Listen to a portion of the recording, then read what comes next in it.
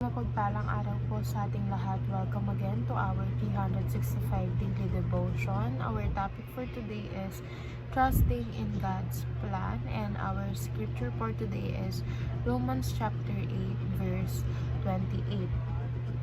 And we know that in all things God works for the good of those who love Him, who have been called according to His purpose. So, sinasabi dito sa verse na to na lahat ng ginagawa ng Panginoon is para sa ikabubuti natin, and meron siyang plano para sa atin, meron siyang purpose kung ano yung purpose natin sa mundo, or bakit niya ba tayo ginawa, ano ba yung kailangan nating magawa, ano ba yung purpose natin sa pagiging anak, ng Diyos, diba? Sa pagiging kapwa tao. Our first teaching is God has called us for a purpose. So, lahat tayo is meron tayong purpose in our life. And yung mga pinagdadaanan natin, meron din yung purpose. So, lahat, hindi siya randomized. Yung mga nangyayari sa atin, hindi random, hindi aksidente, kasi lahat yun is may rason. Second, God works all things for our good. So, ang Panginoon, meron siyang plano para sa atin. Meron siyang magandang plano. And yung plano niya is ang mapubuti tayo. And lahat ng ginagawa ng Panginoon is para sa ikabubuti ng bawat isa sa atin.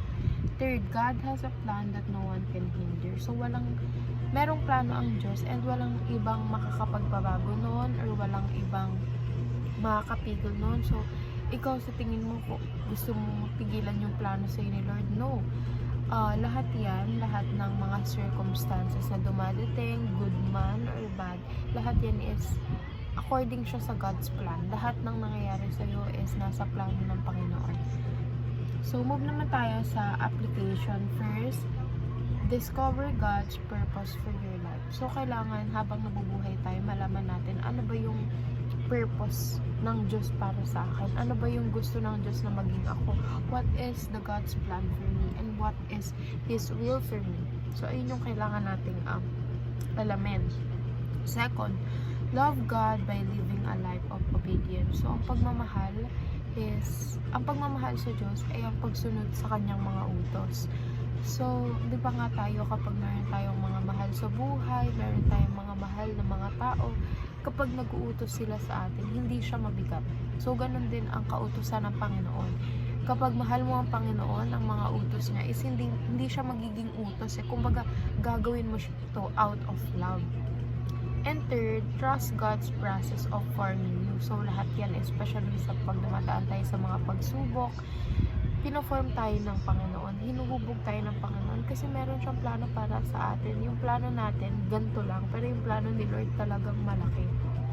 And lahat ng nangyayari yun, kabilang yun sa plano niya, kabilang yun sa proseso niya.